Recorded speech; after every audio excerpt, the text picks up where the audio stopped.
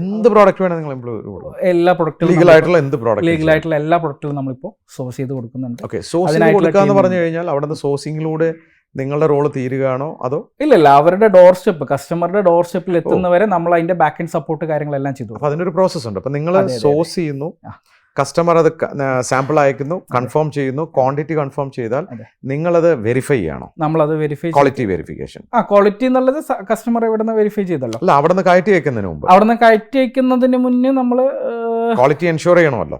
Assure ചെയ്ത് ക്വാളിറ്റിയുള്ള suppliers മാത്രമേ, ഫാക്ടറീസ് ആയിട്ട് മാത്രമേ നമ്മളത് ഡീൽ ചെയ്യാറുള്ളൂ കൂടുതലും. അല്ല, ഷിപ്മെന്റ് മുമ്പ് നമ്മളെ പറ്റിച്ചാലോ?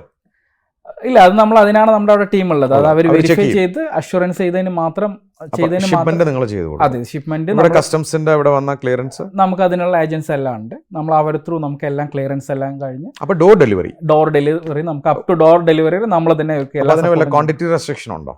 ഇല്ല, ക്വാണ്ടിറ്റി ഇല്ല. ചെറിയ ക്വാണ്ടിറ്റി, എത്ര ക്വാണ്ടിറ്റി ആണെങ്കിലും നമുക്ക് എത്ര വേണമെങ്കിലും നിങ്ങൾ ചെയ്തു, എത്ര വേണമെങ്കിലും നമ്മൾ ലീഗലായിട്ട് കൊണ്ടുവരാവുന്ന എല്ലാ പ്രൊഡക്റ്റുകളും നമുക്ക്. സപ്പോസ് ഏതെങ്കിലും ഒരു കസ്റ്റമർ അവിടെ നിന്ന് ഒരു പ്രോഡക്റ്റ് സോഴ്സ് ചെയ്തു, അവര് തന്നെ നെഗോഷിയേറ്റ് ചെയ്ത് ഒരു പ്രൈസും ഫിക്സ് ചെയ്തു, നിങ്ങളോട് പറയാണ് പക്ഷെ നിങ്ങളൊന്ന് ഇമ്പോർട്ട് ചെയ്ത് തരണം എന്ന് പറഞ്ഞാലും നമുക്ക് അതും ചെയ്തു കൊടുക്കാം. അങ്ങനെയുള്ളതും നമ്മൾ ചെയ്തു കൊടുക്കുന്നുണ്ട്.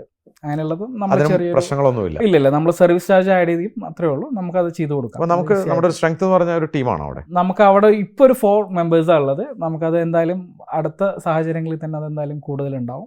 ഞാനും മോസ്റ്റ്ലി ഇനി അവിടെ തന്നെയാണ് ഉണ്ടാവാറുള്ളത്.